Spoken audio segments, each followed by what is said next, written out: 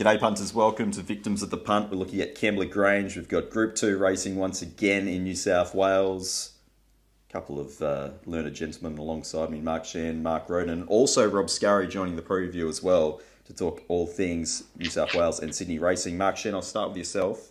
What are we forecasting for Kembla Grange this Saturday? We're forecasting a 5 metre rail with a very dry deck. And we'll just have to see what transpires there. Let's hope it races a lot better than Randwick did last week, and I'm sure it will. Well, indeed. Mark Rhoden, did you have any thoughts at all early leading into the meeting? Assuming fair, it's only 1 metre further out than it was at the last meeting a fortnight ago. I completely overthought that meeting, and I talked myself into it being a hot rail early, which the results half bore out, but I think especially later in the card, the track was fair. It's going to be a strong northerly wind, which just historically doesn't seem to favour inside or out in particular. So I'm going in just assuming it's fair until proven otherwise. And Rob Scurry, a big welcome to you. Now, obviously, normally if you're on course, you wouldn't be looking at fields at all, but obviously this is COVID times and you would have had a sneaky peek at some of the races that we're going to be previewing today. What did you think of the card? Looks kind of juicy. You know, first half seems to be a bit rubbish, as it has been the way for the last few weeks. So I don't think I'll be getting too involved early. But the second half, there's some great horses. I'm very excited to see what Animo does. Any chance I'll leave the sprinklers on just for the horses. Anyway, we're up on a soft 6. Anyway, I'm Cosy Oscar and 4-pillared out after one day. I know that. The handy little sponsor there they're throwing in there as well, the 4 pillars. All right, race 5. Let's have a look. We'll go race 5 through 10 here at Kembla. Dulcify Stakes to kick us off, which is a listed race over 1,500. Market has Tiger of Malay favourite at 370, Silent Impact 440, Gianna 7, Royal Zell $9, Military Expert $9.50, double figures the rest. Mark Shean, you can have the new ball. Take us away. It'd have to be with Tiger of Malay here. I know he's drawn a bit awkwardly, but the set weights and penalties, I think, have played into his favour. He gave Coastwatch, I think, 8 kilos the other day. It subsequently won. Silent Impact is obviously the big query here. He's won his only 2 starts. He's drawn barrier number 1, but hasn't raced for, I think, 7 weeks. But it was a very good win. He was revved up with a strong trial at Gosford, where he did run fast time. But as I said, he's jumping sharply in distance, but that stable seemed to be able to do it. But just at the weights, I think Tiger of Malay, if he gets any luck with the Genius on, I'm going his way. Yeah, indeed. Mark Rhoden, your thoughts here? Tiger of Malay, James McDonald in the Genius? Yeah, best horse. Attractively weighted with a compressed sort of weight scale here, and the Genius on board. And I'm going around him. The barriers put me off. I couldn't get him in. He's going to make me look stupid, Joe McDonald, when he gets in the running line with the trail midfield or something. But it just puts me off taking too short a price. It's not ridiculously short at 370, and I've got it around $5 top pick, but it's just a bit short for me to back with that map issue. I think Silent Impact's a big query. I mean, very Gay Waterhouse thing to do, isn't it? 1,000, 1,200, tip it out for 2 months and first up at 1,500. But she's does this with a lot of her horses. Very solid trial, really brings them on fitness-wise. A lot of people like to see trials going to the line under their own steam, but the way the Waterhouse Botyard trial theirs, give them big rev-ups, and it seems to get them fit and they're ready to go. So I think it's a big chance. From a betting perspective, one that might be an improver, it's pretty much improved every start in his life. He's in his 3rd prep now as number 10 Allegron in the blue colours. About a month ago, huge win at Newcastle. Just absolutely walked in that day. Now needs to step off that to be competitive here, but he showed something that day. I suggested that he could, and at around 12, 14 to 1, I'll have something on him. Interesting horse from Brisbane, Hinged, who's now with Chris Waller. I sort of half wanted to find it because it's been on a sort of upward spiral ratings-wise as well, admittedly on wet tracks, but I wish I hadn't seen its trial. It just, Giannis and another horse just ran straight past it, so don't quite know what to make of it. But look, I think Tiger Malay's the one to beat with luck. Silent Impact, the big query, and Allegron, the spec, bit of value. Okay, Rob, Tiger of Malay, actually from a really well-producing mare. I think it's the half to Samizdat in WA and Samavare as well, which was a Champion Fillies winner over in Perth. So, nice enough horse, I'm sure, in terms of the breeding stocks. But what's it like as a type? Strong, masculine style. It was out of a stallion I didn't think would be much good, but it's turned out to be really good. He's won a Golden Slipper. It was just a little squibby thing. I remember seeing him when he won the English race. I'm talking about Extreme Choice, and didn't impress me. And he went like a rocket. But yeah, he's a good type. I thought Mark Rhoden, Stray, with a couple of your favourites, and Anthony Cummings, Sam Clipperton. Any love there? Yeah. I'm in both their camps this week for sure. Look, I'm not overly keen. I've been following this Arnaquare. I think it's just a plotter. It needs 2,000. I don't know what I've done with Tiger and Malay. He was once one of mine, but I'm not sure if he is anymore after he nutted me on Coast Watch the other week. No love for this Royal Zell. We thought that run last week, it's one out, one back. I remember you said at the time, Mark, when you overthought the track that maybe that 1-1, he should have won by 3 lengths, but you've had another look at that and thinking it was just a win? Look, it was just a win, but the one thing I will say was that he was 56 days between runs there. He certainly looked like he was going to win by 3 on the turn. Maybe it was fitness. Maybe that's brought him on. Is he a wet tracker, do you think? Well, that's another question. Yeah, he might be. I'm not discounting him just because that win was pretty unimpressive the other day. I think he can go better than that, but as Mark said, he might not get to. I think I bet up on him at Rose Hill, and he's won 3 straight since his trip. Yeah. Yeah, that was, I that's remember. Kath rode him, and then J-Mo copped on. Yeah. And went That's enough. No, don't rake up old graves. Look, I can't see much. If I was to have a tip at odds, it'd probably be Royal Zell on improving a little bit, but I don't think it's a very strong race. I don't think they're very good, these horses. Okay, let's have a look at race 6, which is the Sheraco Group 2 over 1,200 for the fillies and mares. You've got Entre there. Yeah, I'm not getting that right, I'm sure. $2.35. Talia at $6.50. Written Beauty at $7. Fatus at $8. Marbusha $9.50. Then out to Forbidden Love at $16. Mark Shean, fillies and mares. Any thoughts here? Oh, well, look, the favourite does set up well here. She was going to be favourite over all these horses in the race where she was scratched a couple of weeks ago, and I think she had 59.5 in a handicap. And now she comes here to the set weights, and she's got 55.5. So just on, if this was a handicap, she'd be conceding most of these fair bit of weight. Has had a slight setback, but has trialled in the interim. Probably short enough the price, and maybe first time on a very hard deck like this. I don't know what to make of that format of that lead-up race where Fatus won. They were all in a bunch there. Written Beauty got flattened at the start and made up a stack of ground. I went looking a little bit wider. I thought Marbusha had a chance at odds here. I think she'll get a nice run, and I think she represented a bit of value in the race. I think they'll probably run along a bit here. I think Vulpine will go forward. Every rose, I think, will be ridden for speed rather than ridden back as it was last time out. So they may get along. So I'm just hoping that Marbusha can get a decent spot in about 5th or 6th. So I just went a little bit wide. Entrevue, obviously, hard to beat. Yeah. Has been very kind to the Mailbag family, Marbusha, over the journey. Mark Rhoden, your thoughts here in the Sheraco? Yeah, I think she has to be on top in Trivier, but she's just got in a bit short for me now. I think it went up 3:30 or something like that, so it's been a very solid go already. Definitely the one to beat. The only one I could entertain out of the lead-up, the toy show, was Forbidden Love, who I thought did more than enough at 1,100.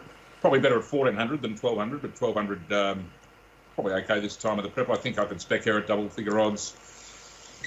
Yeah, wouldn't really want to be on anything else out of that race, to be quite honest. Written Beauty was okay in that race after getting all the way back, but it's always well found in my opinion. And where are we from there? Yeah, Fatus, Marbusha. Yeah, I've got them in a bunch. I'd like to back on Trivier if I could get about 270. That looks like it's not going to happen now, so maybe just a small bit on Forbidden Love. It's sort of been a bit ruined as a betting race for me, this one. Okay, and Rob Scurry, any thoughts here for the fillies and mares? Well, the favourite seems to prefer a soft track, and it's not going to get that, so that might be a knock against it at the price. I backed Written Beauty last start because I thought she paraded better. She can get really hot. So that'll be a bit of a, in the 4 seconds I get, I'll be making a snap judgment on that. The other thing I didn't like, Marbusha, I think she's got a really good sprint, and the race there seems to be enough pace in the race. The other one from the Godolphin Yard, I was going to say something else. Talia, that should go pretty close. Okay. Well, let's jump to the first leg of the quaddie here, and that is race 7, which is the Theo Marks Stakes Group 2 over 1,300. In terms of the market, best available as of Friday morning, Big Parade is narrow favourite at $3.10, from Private Eye at $3.20. Madame Rouge, Embracer, Rohiran, all $10. Ice Bath, 11. Mark Shean, thoughts here into Theo Marks? Yeah, well, when I first picked it up, I said, Big Parade 53.5, but he doesn't put two together very often, this horse. That's a bit of a worry with him. I know he bolted in the other day, but he did get a very soft lead, and he may get that again on Saturday, although Peyton Place might be humming across from a wide barrier.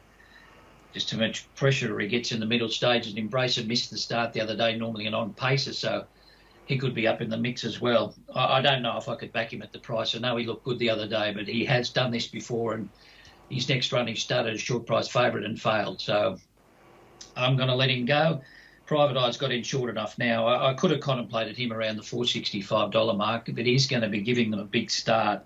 I think it's a tricky race. I thought Madame Rouge had some chance from a soft draw from barrier number 1 if they do run along a bit here. But, I just want to see how the track's playing. I might back Private Eye if he gets back out, but I'm not going to back the favourite. Okay, that's fair enough. Mark Rhoden, your thoughts here? Yeah, very similar. I mean, I think he was $6 on Wednesday for about 20 minutes, Big Parade. And at that sort of price, you could probably just bet and take the risk on him putting two together. But at 310, it's a different proposition. I was drawn to exactly the same fact that Mark was, to be honest. Back in, I think it was December, he destroyed a field and then came out and got beaten at even money his next start. Rated at least 2 to 3 lengths below what he had to start before. I mean, he trolled really well before that first up run, and he trolled well again since, but it's just a price issue for me. That said, I don't want to take 320 Private Eye. Maybe Nimali, I think it's trialling okay. It was a very good first up last time, too. So it could be a chance at a bit of a price. But, I just perhaps I'm overthinking it. If I just took Big Parade's last one on face value, you'd say he's a bet even at $3. But, he's got form in not putting two together, so that's just putting me off. Okay. Rob, there's a couple of old favourites here for you. Yeah, certainly. A couple of horses to follow in this race. They're all clashing against each other. But Big Parade just jumped off the page to me. I think he's improving as he's getting older, and I think he'll just about win. He broke the track record last start at the track, firm deck. But I'll make a judgment when I have a quick look at him, because he can be a naughty boy in the yard. Ice Bath I wanted to follow anywhere, even on a firm track, but 950.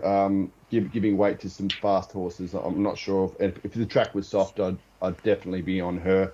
Madame Rouge, an old favourite, backed her first up last time, so they've got the double figures. J Mac Waller, so she might be an auto bet. But for me, I think Big Parade just wins this. Okay, race 8, Run to the Rose, Group 2 for the 3-year-olds over the 1200. Anamo's favourite. 290 into 250 best available at the moment. Converge is 6. Remarks actually 550, so just edging in front of Converge. Stay Inside is 8. In the Congo 10, with Home Affairs 12 and Captivant $16. Mark Shean, interesting race. Well, the 3-year-olds have been for thrill seekers this year, haven't they? I don't think a favourite's lobbed. And this horse has had a setback and one very soft trial over 740. So when you want to butter up to the short odds, he also seemed to me to get deeper into his preparation, and his best 2 runs were on wet tracks. So looks a bit too skinny for me. Can't back it. I think this is D-Day for Remark. Drawn badly, but he does have the pull in the weights. Got a Hugh Barman in the saddle. Forget that last run. He got badly strung up for a run. Whether that forms is up to these is, I suppose, a question mark. But I'll give him one more throw at the dice and Converge, who I never thought I'd be backing in these sort of races, a dead set 14-2 pony, but he just kept getting better and better and better. Good trial the other day, should get a good run from the gate. Obviously short of his best distance, but he'll be in the right position in the race. So I'm going around the favourite, Animo, so remark for me from Converge. Okay, Mark Rhoden. Yes, struggled to find anything of the main chances shorter than the market. I've got Animo over $3. Yep. Just first up, it might be too good, but at sub 6 to 4, I'll have to let it go. I've got Remark second, but I've got it around the market price too. Same with Stay Inside, Stay with Converge. If I was going to force a bet, it would probably be on something like Captivant, who's going to obviously be better over further, but was very good first up and it's big odds. And just the complete dream one is Flying Crazy, who was given absolutely no chance last start and rattled home, but admittedly in a much weaker race. So it's probably a bit optimistic, but I was taken with that run, and around 50 to 1 I could entertain a spec on it. But yeah, I think the market's pretty tight and making it hard to bet. Okay. Rob Scurry, run us through some of these horses based on type. What do you like here? Animo is a magnificent type. He took a long time to get fit in his 2-year-old campaign. I remember the day he beat Stay Inside. He still looked fat to me, and I was keen to follow him wherever he went. He produced a couple of huge runs after that. So, like you guys, I love him. I think he should be on a Caulfield Guineas to a Cox Plate. No self-interest there, but I think he's bred to do that. He doesn't, Sheik Mo doesn't need the cash in the Everest. I don't think he's ever won a Cox Plate, so think about that. Anyway, the best type, almost the best type for me is Chris's horse, Home Affairs. Yeah.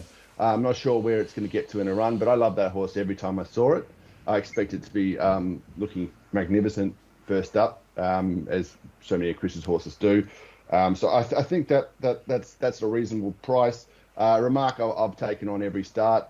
It's a bit skittish. It's probably still improving. It does have a weights advantage, so it does maybe seem a little bit of value, but I can't really see this too much as a betting race. It's sort of more of a watch race for me. And I've only done my nuts on the 3-year-olds every race, so maybe I should learn from that and not bet.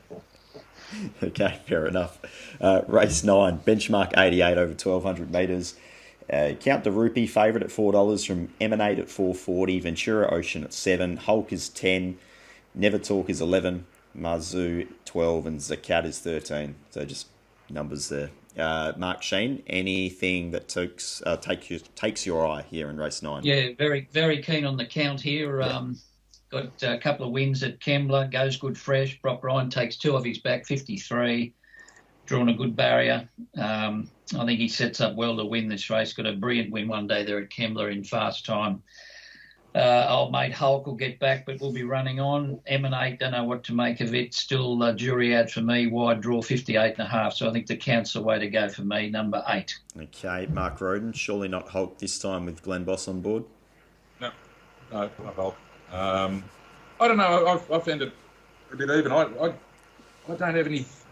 Count Rupee sort of jumped off the page at me off the acceptances. I've actually backed it in a couple of things. It's been a bit of a mate of mine, but yeah, figures aren't absolutely huge with me, or like most of last prep anyway. I concede it's very well weighted and should get a good run. I couldn't get it as short as $4. I've got it one of the top chances, but just not that short. Well, Emanate had that one dynamic win at Rose Hill last prep, and if it runs up to that, it can win for sure, but the form all around it isn't up to that level. I know she's back to benchmark race from running in fillies and mares sort of stakes races, and J Mac on, might be enough, but again, don't think I can get it as short as the market. Look, I'm left with things like, I don't know, the Cat, who's honest, and Mizzou, the interesting 3-year-old down in the weights, but yeah, I'd have to force myself to back them, I think. So it might be, I'm not much up this morning, it might be another one I'm not taking too much part in. Okay. Rob, anything you like here in race 9? Counter Rupee has to be top pick for me. I saw it one day when I was all set to load the cannons on a horse called Marway, Kenzo on a Wednesday, and then it came in and kind of thought, then I looked at the odds and they're both the same price. So anyway, I think if Marway was here, that'd be favourite. Counter Rupee's a decent type, and I expect it to run well here. You seems like Hulk's a bet to me. He'll run well again. Won't he run well? His splits have been excellent. Maybe just back in the place. But yeah, I'm not overly enthused on the race. I think Never Talk needs a soft track, and it's never been one of mine on type. Emanate, you've got to watch these Godolphin first up. They are going pretty well fresh, even though they can be podgy. Okay. That brings us to the last, the benchmark 78 of 1500. King's Air 330, Love Planet 480, Brooks Spies $5, Academy 950, Love Tap is 12, Promotions 14. There's been a couple of scratchings with Bowery Breeze, Hinged, and Too Much to Bear. Mark Shean, anything for yourself in the last?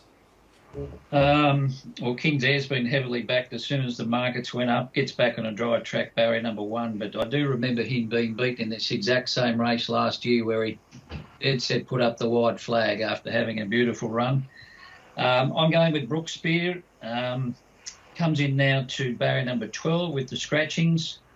Admittedly, was in the best part of the track on the Kenzo when she won first up, but she is a bonny mare. Not much of her, but she's a winner, and I think if she gets any luck in the run, I would rather be on her at the price. I think Wariri Falls was given no hope at all last start at Randwick.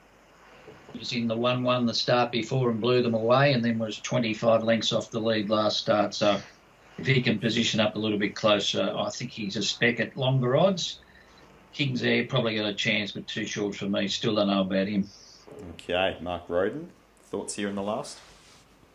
Yeah, I'm with Brookspire as well. Admittedly, it won on a leader's track at Kenzo the other day, but still, it was outstanding, and still ran the time it ran.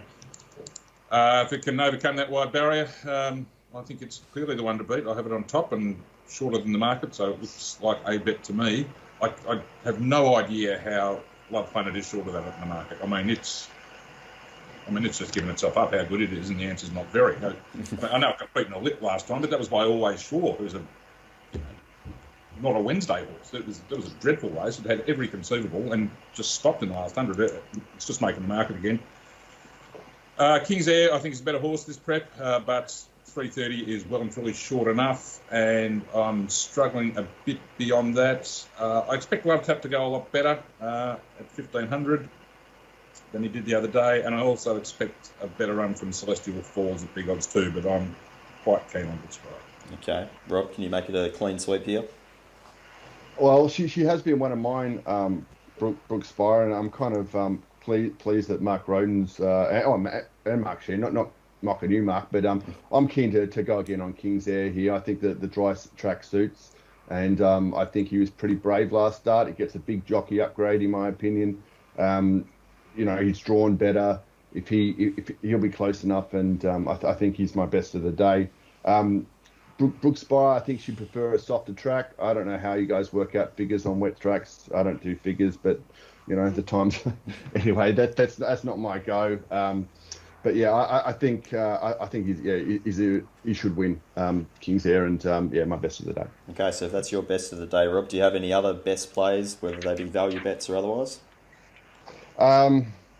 Not overly. A bit like last week, I was about to race the last time we were at Kembla when I backed King's Air. I kind of waited all day for it. Other than that, not really. I just be watching it as they come, and it should be a great day to watch the races. I don't think a great day to bet up heaps. Okay, Mark Shean, you were confident on Count de Rupee. Is that your best of the day? Yeah, I like the Count, and I like Brooks Spear in the last of the price. So the last two for me, races 9 and 10. Right. Can't chase if they get beat. I head over to Perth with Pete. Well, yeah, indeed. Well, of course, pistol. Yeah, there's plenty going on there late in the card there at Belmont on Saturday. All right, Mark Rhoden, your best. It would have been... no, it wouldn't. Brooks Beer probably the best bet for me at $5. I think Allegron is well worth backing at double figure odds, and it just occurs to me after that 5-minute roundabout Love Planet that it's probably a certainty in the last minute. J Mac and Waller. Yeah. That's probably the only reason why. All right, guys, thank you very much for joining here on Friday morning. We'll catch up on Monday to review this meeting. Looks like another decent day's racing there in New South Wales. So look forward to seeing what happens there, and we'll talk about it on Monday.